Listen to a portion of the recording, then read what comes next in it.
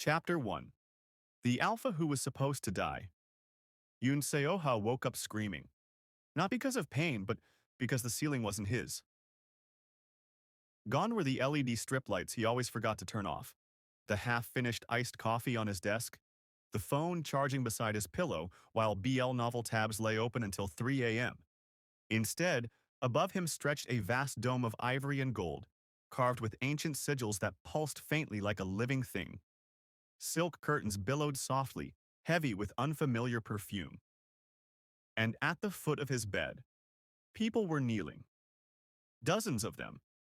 Servants in pale robes, heads bowed so low their foreheads touched the marble floor, bodies trembling as if even breathing too loudly would be a crime. Seoha's throat went dry. Well, what? His voice came out hoarse, unfamiliar, softer than he remembered. Panic surged through him as he sat up and froze. The hands clutching the embroidered blanket were slender, pale, adorned with a signet ring engraved with a crest he knew all too well. A sharp pain stabbed behind his eyes. Memories that were not his own crashed into him all at once.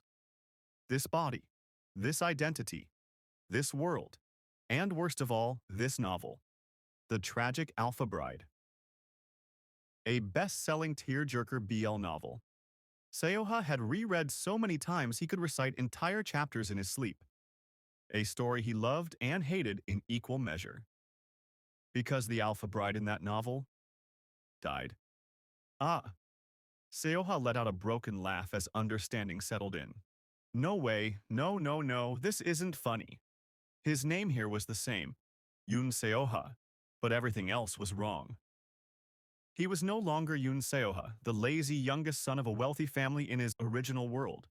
No longer the influencer who lived off sponsorships, brand deals, and an army of devoted followers who adored his sharp tongue and pretty face. No longer the man who spent afternoons sprawled on a sofa reading BL novels and roasting bad plot twists on livestream. In his previous life, Seoha had been free.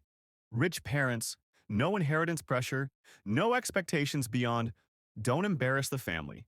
He'd built his own fame online, turning sarcasm and beauty into a comfortable living. Love was something he enjoyed reading about, not something he trusted. And now? Now he was the alpha heir of House Yun, a noble lineage standing at the very edge of political annihilation. A house offered up as a sacrifice. 2 weeks. That was all. 2 weeks until he would be dressed in ceremonial white, shackled by vows disguised as honor, and sent across the border as a peace offering to the most feared Enigma in existence. Kael'Virion, the Warlord King, the Butcher of the North. The Enigma who had crushed 3 kingdoms and forced 5 more into submission with nothing but his army and his pheromones. In the novel, the original Seoha trembled before him, obeyed, lowered his gaze, tried desperately to be a proper alpha bride, and still died within a year, his body wasting away, his spirit crushed, his death brushed off as the inevitable cost of peace. That's me, Seoha whispered, horrified.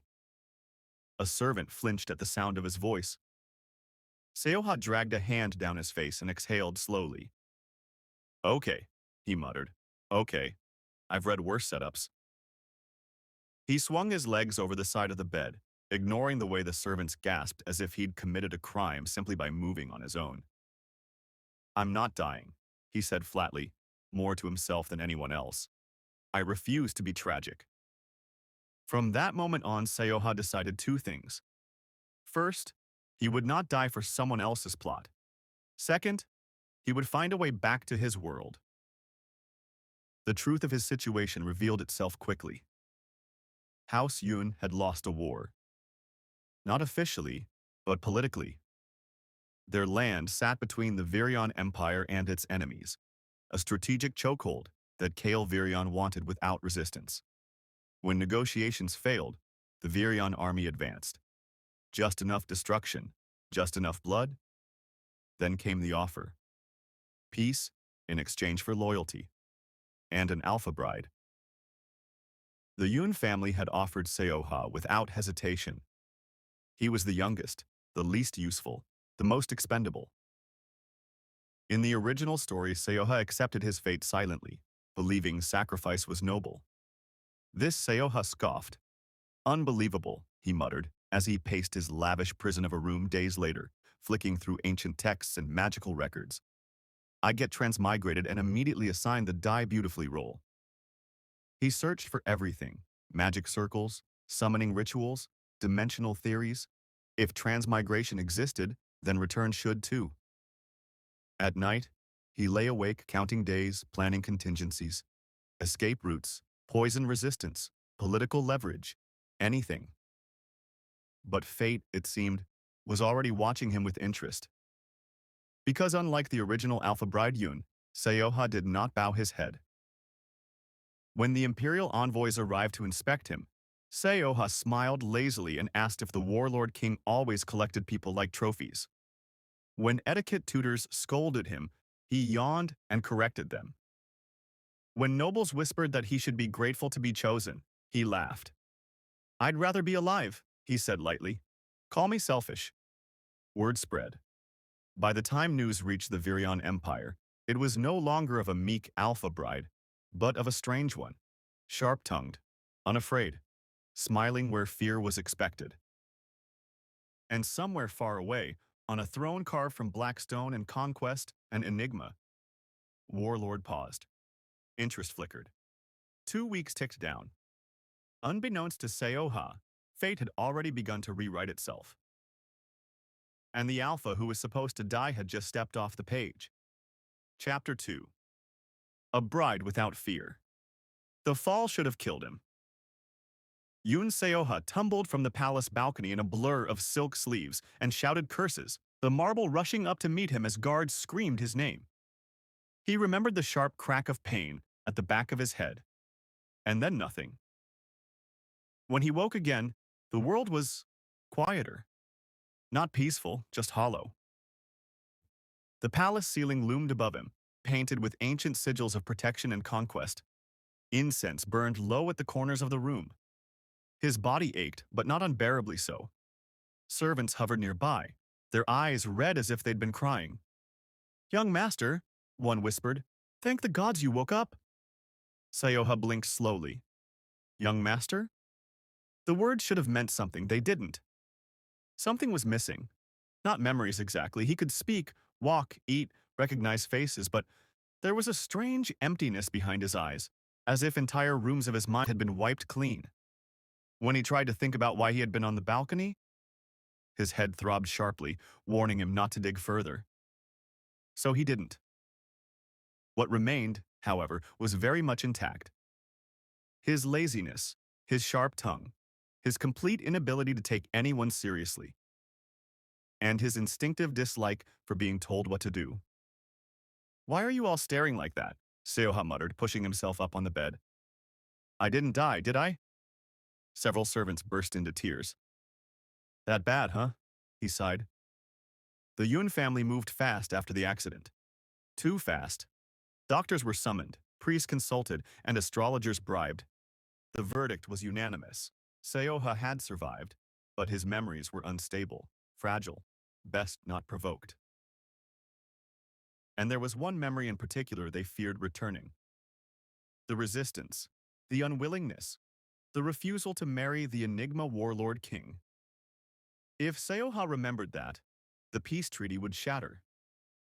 So the Yun family made a decision born of desperation and greed. They would proceed with the marriage immediately, before Seoha could remember enough to fight it. When the news was delivered to him, Seoha was midway through eating candied fruit, lounging on a silk couch like the world owed him comfort. "I'm getting married?" he asked around a bite. "Yes, young master," his aunt said carefully. "To His Majesty, King Kael Virion." Seoha frowned. "Do I like him?" Silence.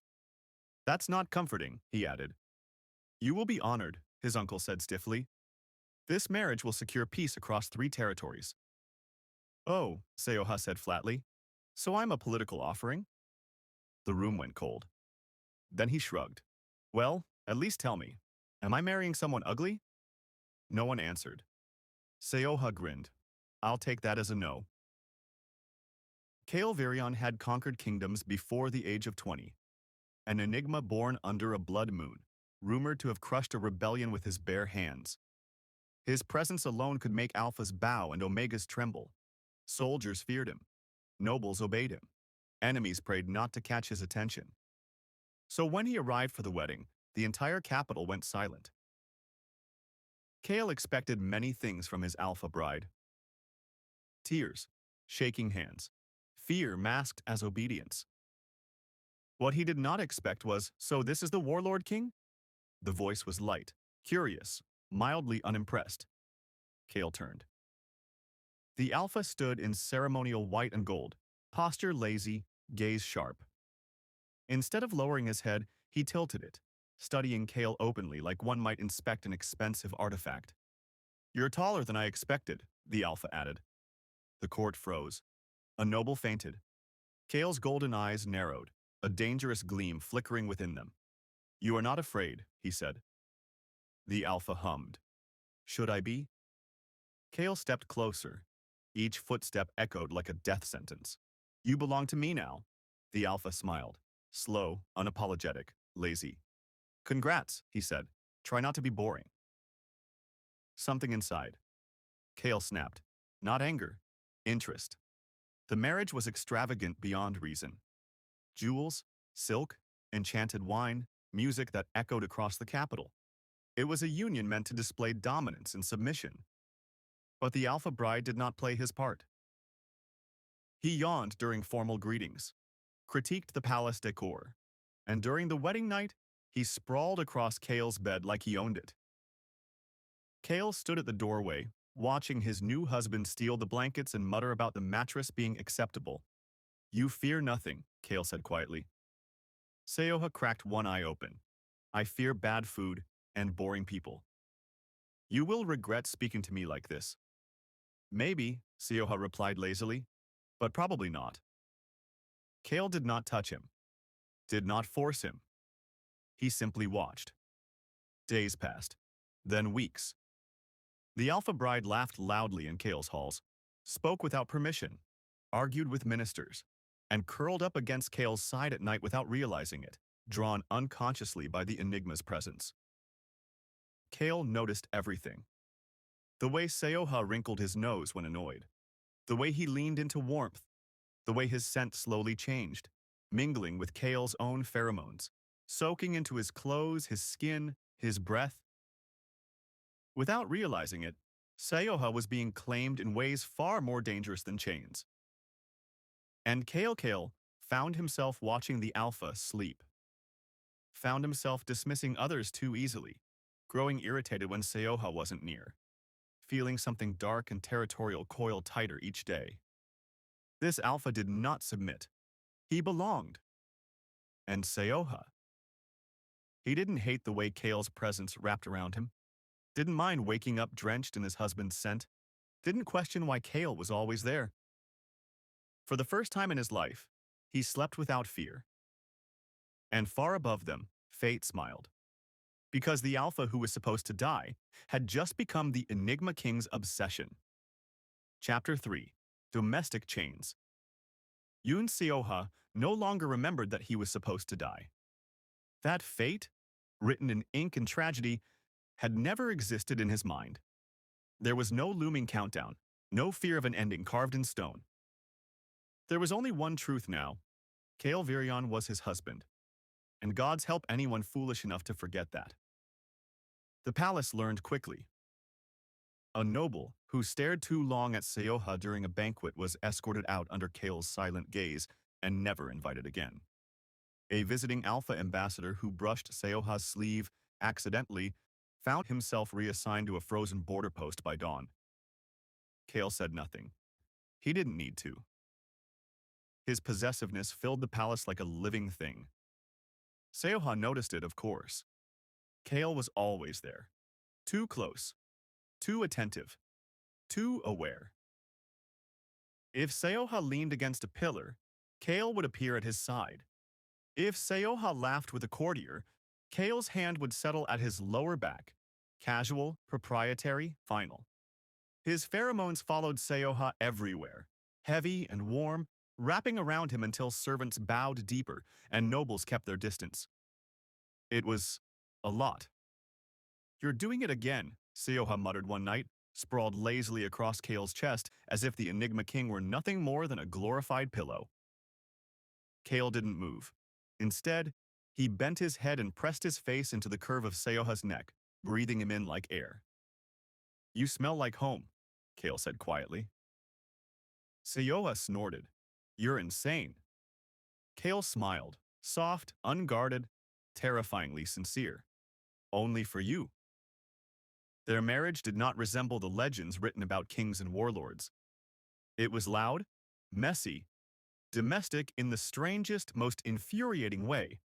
They argued over clothes, Kale insisting Seoha wear heavier fabrics in winter, Seoha refusing because they were itchy and ugly.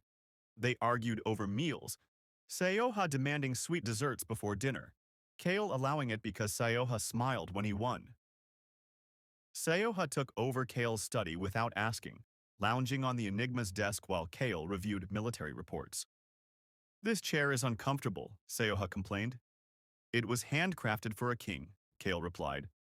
"Well," Seoha said, stretching, "it's clearly not made for comfort. Replace it."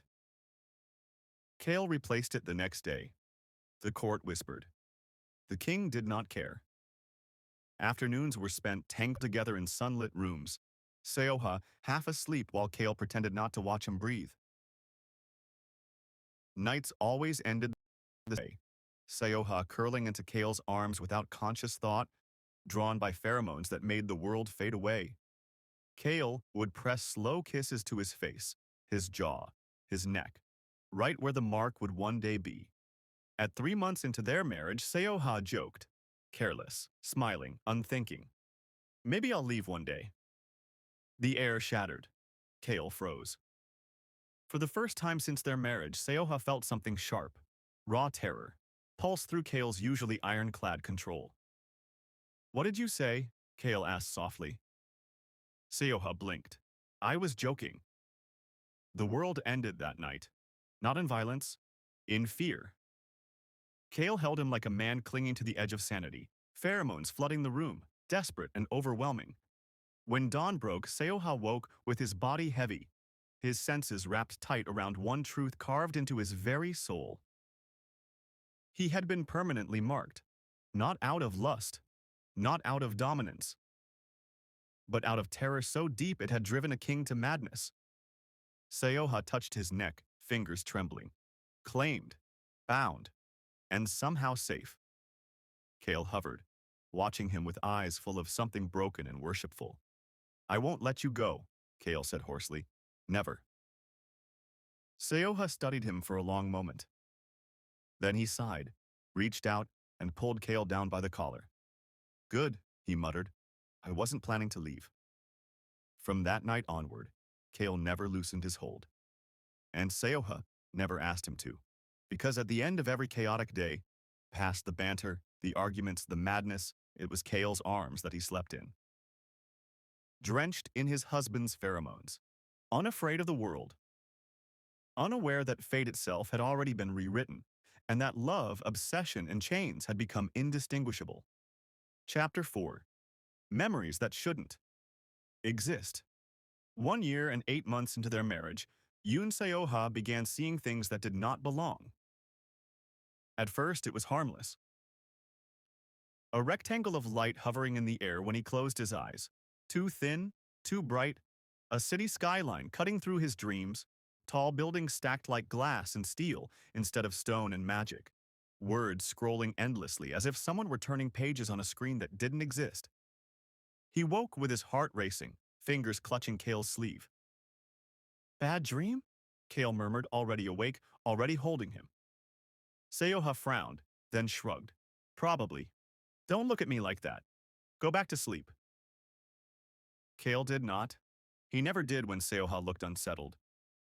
But the dreams didn't stop. They deepened. Soon, the dreams spoke. Not in voices, but in knowing. Seoha would wake up with the oddest certainty that he'd forgotten something important, that the world around him was slightly off, like a familiar song played in the wrong key.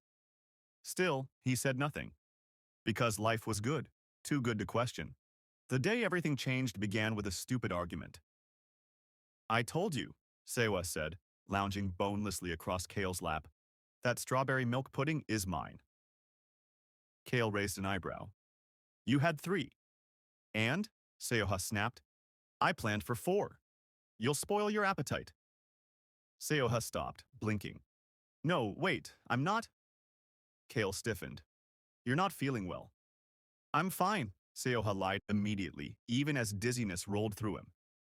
He'd been tired for days, nauseous, sensitive to smells. But Kale worried over scraped fingers like they were mortal wounds. There was no way Seoha was admitting something this trivial. Kale reached for him anyway. Seoha opened his mouth to complain and promptly fainted in his husband's arms. The palace descended into chaos. Doctors were summoned. Magicians consulted. Servants cried. Kale carried Seoha himself, refusing to let go, his pheromones flooding the halls so thick even seasoned guards bowed their heads instinctively. When Seoha woke, Kale was seated beside the bed, hands clenched tightly together, eyes burning. The royal physician cleared his throat nervously. Your Majesty, congratulations. Kale froze. Your consort, the physician continued, is with child. The room exploded. Lady Morel burst into tears. Lord Cassian laughed in disbelief before immediately kneeling. Bells rang across the capital within the hour. The kingdom rejoiced. Kale did not move. He only leaned forward and pressed his forehead to Seoha's, breath shaking. Seoha blinked up at him. You look like you're about to kill someone. Kale let out something dangerously close to a laugh. Only the gods, if they dare touch you. From that day onward, Seoha was never alone. Kale shadowed him like a specter, territorial to a terrifying degree. Meals were inspected, servants vetted twice. Even Lady Morel was scolded for letting Seoha walk too quickly down the corridor. I am not made of glass, Seoha complained as Kale adjusted a cushion behind his back for the 5th time. You are carrying my heir, Kale replied calmly. That makes you more valuable than kingdoms. That's deeply concerning. Kale kissed his temple. Good. Despite himself, Seoha smiled. The palace softened around him. Nurseries were prepared. Tailors fussed. Cassian brought ridiculous toys made of enchanted gold. Seoha should have been perfectly happy. And yet, the dreams returned with violence. This time, they didn't fade. They crashed. 2 years into the marriage, 4 months pregnant, Seoha woke up one night gasping. Everything came back. Not in fragments. In full. His original world. His real body. His life as a rich, lazy influencer. The novel.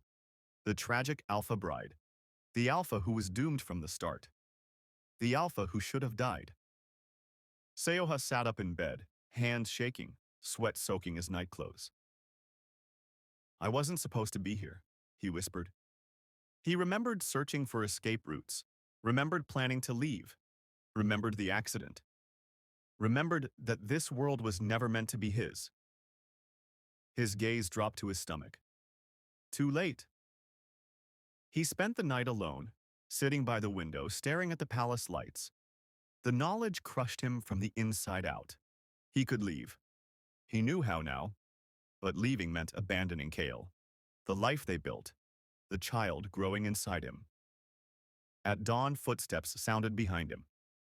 Kale entered quietly, as he always did, sensing something wrong.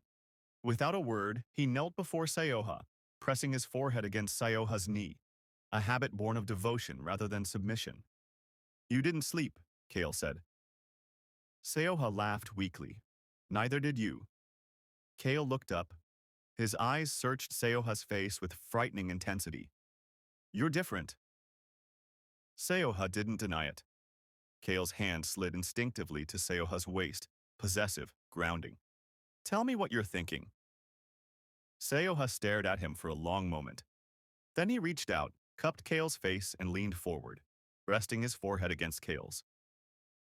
I was wondering, Seoha said quietly, how strange it is that I ended up so happy. Kale stiffened. Strange. I was never supposed to have this, Seoha continued softly. A home, a family, someone this annoying. Kale exhaled shakily and pulled Seoha into his arms, holding him with fierce care. Whatever you remembered, he said lowly, it doesn't change this. Seoha closed his eyes.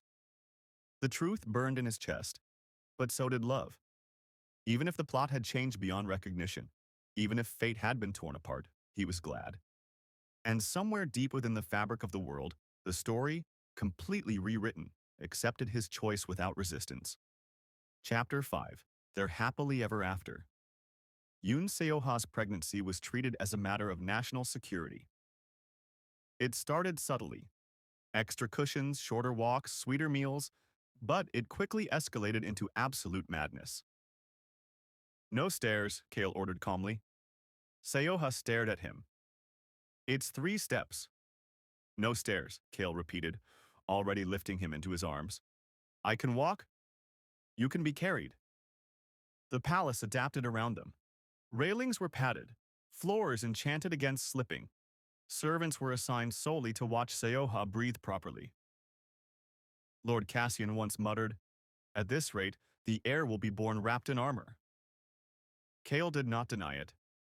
Seoha's moods were unpredictable.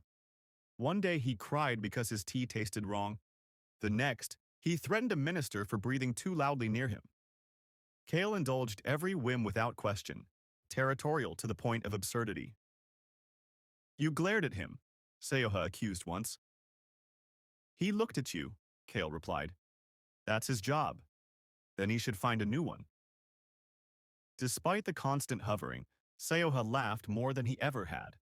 He napped in Kale's lap during council meetings. He scolded Kale for overworking. He talked to his stomach at night, whispering nonsense and promises. Kale listened to all of it. When Seoha's body grew heavier, Kale carried him. When pain struck suddenly, Kale panicked quietly, eyes sharp, control razor-thin. And when Seoha woke from nightmares, hands shaking, breath uneven, Kale held him until the world settled again. You're crushing me, Seoha complained once, half asleep. Lie, Kale murmured, tightening his arms. The labor lasted an entire night. The palace was silent except for Seoha's strained breaths and Kale's voice, low, steady, unbreaking, guiding him through every moment. Kale never let go. When the child finally cried, sharp and alive, Kale nearly fell to his knees. It's a girl, the healer announced, smiling through tears. Seoha laughed weakly. Of course she is. She kicked like she already owns the place. Kale took the infant with reverent hands, staring at her as if she were the sun itself. My daughter, he whispered. They named her Aurelia, the light that remains. The kingdom celebrated for 7 days. Bells rang, fires lit the skies, treaties strengthened, enemies retreated without a word. The Enigma king had an heir, and the Alpha bride had become something far more dangerous than a sacrifice. Peace returned slowly. Seoha healed. Aurelia grew. The palace softened. Mornings became gentle chaos, Seoha scolding Kale for hovering while Kale pretended not to watch Aurelia breathe. Afternoons were spent curled together, Aurelia sleeping between them, tiny fingers clutching Kale's sleeve. At night, Seoha slept drenched in Kale's pheromones, utterly unafraid of the world. Happy, loved, whole. And then, when the palace was quiet and Aurelia slept safely between them, Kale sometimes remembered. Months before the mark, before the child, before Seoha chose to stay. He remembered the sleep-talking. Words that did not belong, names from nowhere, a life beyond this one. He remembered summoning Magister Erendor. Your Majesty, your husband is a soul from another world. Kale had gone very still. The accident erased his memories, Erendor continued carefully. But if they return, he may leave. He knows the way. Kale dismissed him. And then he acted. Pheromones. Constant, overwhelming, anchoring, possession, absolute. A permanent mark, carved not in dominance but in fear. A child. Life bound to life. Chains wrapped in devotion and love. Insurance against fate itself. When Seoha later chose to stay, when he smiled and touched his stomach and laughed softly, Kale said nothing. He only kissed Seoha's temple, held him closer. Some truths were not meant to surface. Now, curled in Kale's arms, Seoha slept peacefully. Aurelia slept between them, warm and safe. And Kale? Kale watched them both, satisfied. Because the Alpha who was supposed to die lived, loved, and would never leave. Not while the Enigma King still breathed.